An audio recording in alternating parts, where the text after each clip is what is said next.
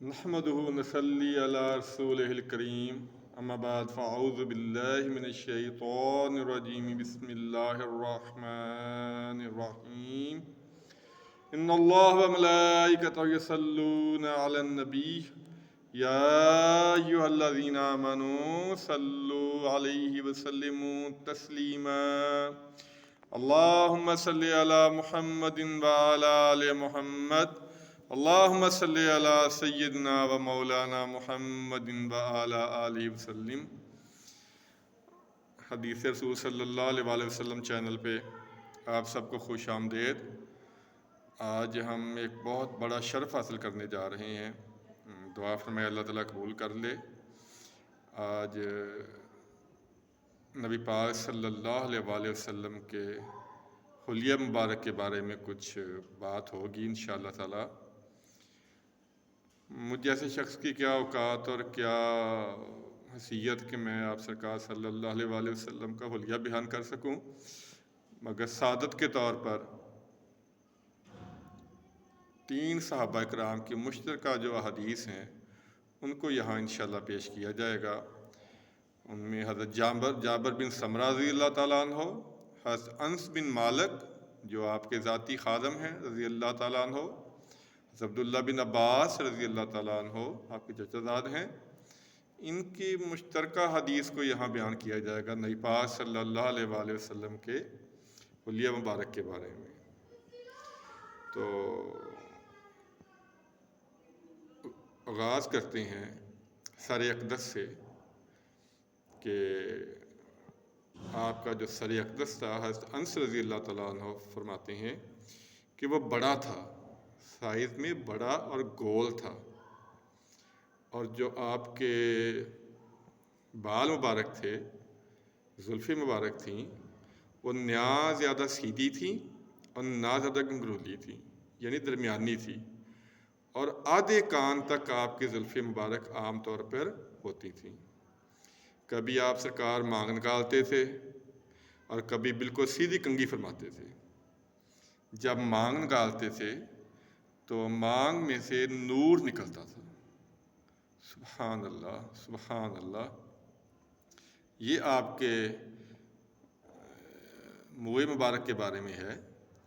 تو آخر تک آپ سرکار صلی اللہ علیہ وسلم کے داڑھی شریف اور سر شریف کے جو بال سفید ہوئے تھے ان کی تعداد 20 سے لے کے 25 تک ہے، کسی روایت میں 27 بھی آیا ہے۔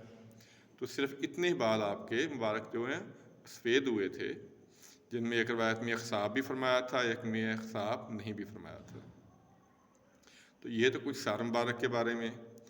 اور چہرہ اقدس جو تھا وہ کیا بیان کیا جائے اس کے بارے میں نے کہا کہ میری کیا اوقات یا میری کیا حیثیت یا میری کیا زبان اس قابل کہ میں کچھ کہہ سکوں۔ یہ تو صحابہ کرام نے جو فرمایا ہے وہ دوستوں کے ساتھ شیئر کر رہے ہیں کہ چلو ہمارے نبی کے بارے میں صلی اللہ علیہ وسلم کے بارے میں ہم ان کی شخصیت کے بارے میں، ان کی قد و قامت کے بارے میں، ان کی چہرہ اقدس کے بارے میں کچھ جان سکیں۔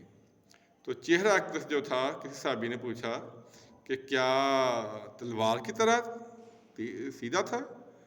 تو حضرت جابر بن سمرہ نے فرمایا نہیں، چاند کی طرح گول تھا، چاند کی طرح گول تھا اور روشن تھا۔ اللہ اکبر اللہ اکبر اللہ اکبر۔ جو دندان شریف تھے وہ چمکدار اور روشن تھے، اور جو سامنے کے دندان شریف تھے ان میں تھوڑا سا خلا تھا، یعنی وہ ملے ہوئے نہیں تھے، تھوڑا تھوڑا خلا تھا ان میں، اور اس خلا سے روشنی نکلا کرتی تھی۔ جب آپ تبسم فرمایا کرتے تھے، آپ کہہ کے نہیں لگایا کرتے تھے بلکہ تبسم فرمایا کرتے تھے، تو جب بھی تبسم فرماتے تو ان دانتوں مبارک سے روشنی نکلا کرتی تھی۔ سبحان اللہ سبحان اللہ۔ اور جو آپ کا قد مبارک تھا، قد مبارک کے بارے میں فرمایا جاتا ہے کہ نہ تو اتنے لمبے تھے کہ برے لگتے، اور نہ ہی آپ کا قد مبارک ٹھگنا تھا، بلکہ درمیانہ قد و قامت تھی۔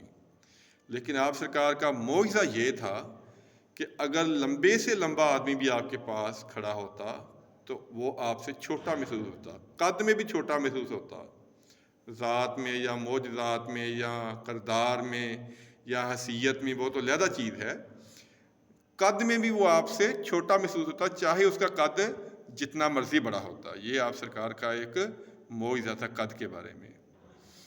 جو چہرہ مبارک کی بات ہو چکی ہے کہ چہرہ مبارک روشن اور چمکدار تھا، اس میں سفیدی اور ہلکا سا گلابی پن تھا، سرخ پن تھا۔ سفیدی اور گلابی پن کا ایک حسین امتزاج تھا چہرہ اقدس، اور گول تھا، تیکھا نہیں تھا، لمبا نہیں تھا، لمبوترا چہرہ مبارک نہیں تھا۔ داڑھی مبارک گھنی تھی اور سینے تک آئی رہتی تھی اکثر۔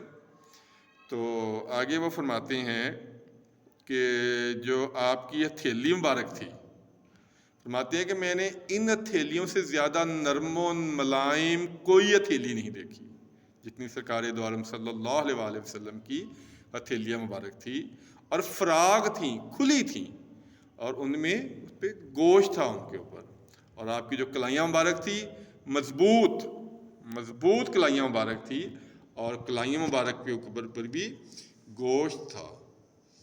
اور جو آپ کا پیٹ مبارک تھا وہ آگے نکلا ہوا نہیں تھا، بلکہ بالکل ایک جیسا، بالکل سیدھا آپ کا پیٹ مبارک تھا، اور سینے پہ بال مبارک نہیں تھے، صرف یہاں سے لے کر ایک سیدھی لائن جاتی تھی نیچے، صرف یہ بال مبارک تھے، اور سینے پہ بال نہیں تھے۔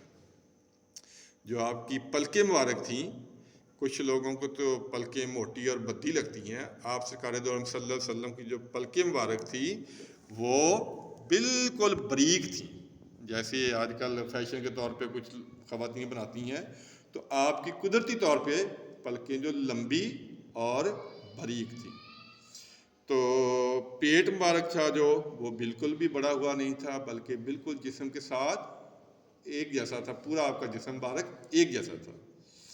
اور جب کبھی سینہ مبارک آتا تو اس کے جو قطرے ہیں وہ موتیوں کی طرح چمکتے، وہ جو قطرے ہیں وہ موتیوں کی طرح چمکتے تھے، اور فرمایا جاتا ہے کہ اس سے بہتر عطر آج تک دنیا میں نہیں آیا۔ جو آپ کے سینے مبارک کا خوشبو تھی، وہ اس سے بہتر عطر کی خوشبو آج تک دنیا میں نہیں آئی۔ آپ کی عادت مبارکہ تھی کہ آپ اپنی خالہ کے ہاں دوپہر کو قیلولہ فرمایا کرتے تھے۔ تو ایک دن چمڑے کے بستر پہ آرام فرما رہے تھے، تو پسینہ مبارک جسم سے بہہ رہا تھا، تو آپ کی آنکھ مبارک کھلی تو آپ نے دیکھا کہ جو آپ کی خالہ ہیں وہ پسینے مبارک کو بوتل میں، شیشی میں جمع کر رہی ہیں۔ تو آپ نے پوچھا جی آپ کیا کر رہی ہیں؟ انہوں نے فرمایا یا رسول اللہ صلی اللہ علیہ وسلم، ہم اس کو عطر کے طور پہ استعمال کرتے ہیں۔ یعنی جدھر سے آپ گزر جاتے تھے ادھر سے پتہ چلتا تھا کہ سرکار دو عالم صلی اللہ علیہ وآلہ وسلم یہاں سے تشریف لے جا رہے ہیں۔ اللہ اکبر، اللہ اکبر، اللہ اکبر، اللہ اکبر، اللہ اکبر، اللہ اکبر، اللہ اکبر، اللہ اکبر، اللہ اکبر۔ کیا بیان کیا جائے اور کیا نہ بیان کیا جائے، اگر ساری عمر بھی لگ رہے تو کچھ بھی بیان نہیں کیا جا سکتا۔ بس میں نے کہا نا، ایک حاضری لگانے کے لیے، ایک سعادت حاصل کرنے کے لیے یہ کوشش کی ہے۔ مجھے پتہ ہے کہ کچھ بھی نہیں ہے، لیکن ایک سعادت حاصل کرنے کے لیے تھوڑا سا نہ ہونے کے برابر، لیکن جو امی محبت آپ کا حلیہ بیان کر گئی ہیں، ایک ان پڑھ عورت تھیں، بوڑھی عورت تھیں، تو آپ سفر پہ جا رہے تھے تو ان کے گھر میں رکے، تو پوچھا اماں جی کھانے کے لیے کچھ ہے؟ بہت غربت تھی ان کے گھر میں، ان کے میاں جو وہ بکریاں چرانے گئے تھے، تو انہوں نے کہا کہ ہمارے گھر میں تو کچھ نہیں ہے، ایک بیمار اور لاغر بکری ہے جو بکریوں کے ساتھ نہیں جا سکتی، اس لیے یہاں وہ رکی ہوئی ہے۔ تو آپ نے کہا اجازت دیں تو اس کا دودھ دو لیں؟ انہوں نے کہا اگر دودھ کے قابل ہوتی تو ہم اس کو باہر نہ بھیجتے۔ آپ نے کہا اماں جی آپ اجازت تو دیں۔ انہوں نے اجازت دی، تو آپ سرکار نے جب نبوت والے ہاتھ لگائے تو کہا جاتا ہے کہ ان کے گھر کے سارے برتن بھر گئے۔ آپ سرکار وہاں سے چلے گئے، جب ان کے خاوند آئے تو انہوں نے پوچھا کہ یہ دودھ کہاں سے آیا؟ انہوں نے اب جو حلیہ بیان کر رہی ہیں وہ کوئی 10 دفعہ یا 20 دفعہ نہیں دیکھا، ایک ہی دفعہ اور پہلی دفعہ دیکھا ہے، تو میں تو وہ بیان نہیں کر سکتا، بس تھوڑا سا بتاتا ہوں کہ وہ کہنے لگیں ایک نوجوان آیا تھا جیسے چاند کی طرح روشن چہرے والا، جیسے 14ویں کا چاند ہو، جب گفتگو کرے تو لوگ خاموشی سے سنیں، جب خاموش ہو جائے تو وقار اور ادب اور بڑھ جائے۔ وہی باتیں ہیں جو صحابہ کرام نے بیان کی ہیں، یہ انہی سے انہوں نے لی ہیں کہ قد مبارک کا بتایا، پھر چہرہ اقدس کا بتایا، یعنی جو انہوں نے حلیہ بیان کیا ہے کمال کر دیا انہوں نے حلیہ۔ اور میں نے کہا کہ اس پہ تو جتنا بھی بولتے رہیں وہ کم ہے، بس یہ کہ ایک تھوڑی سی کوشش ہے اور اس کو ہم مکمل کرتے ہیں علی رضی اللہ تعالیٰ عنہ شیر خدا کے قول مبارک سے۔ آپ نے تو بات ہی ختم کر دی نا، یہاں پہ جو آپ نے ایک 2 جملے بتائے ہیں آپ کے بارے میں، اس کے آگے تو کچھ کہنے کی گنجائش ہی نہیں رہتی۔ آپ نے فرمایا کہ نبی پاک صلی اللہ علیہ وسلم کی ذات اقدس کے بارے میں کیا بتایا جائے کہ نہ اس سے پہلے کبھی ایسا کوئی آیا اور نہ ان کے بعد کبھی ویسا کوئی آئے گا۔ میرے خیال میں تو انہوں نے بات ہی مکمل کر دی ہے، اب تو کہنے کے لیے کچھ باقی رہا ہی نہیں ہے۔ دعا ہے کہ یہ جو سعادت حاصل کی ہے سرکار دو عالم صلی اللہ علیہ وسلم کی بارگاہ میں اگر قبول ہو جائے تو شاید ہماری بھی قیامت والے دن غلاموں میں ہمارا بھی نام آ جائے۔ اللہ سے دعا ہے کہ اللہ تعالیٰ قبول فرمائے، آمین ثم آمین۔ السلام علیکم ورحمۃ اللہ وبرکاتہ۔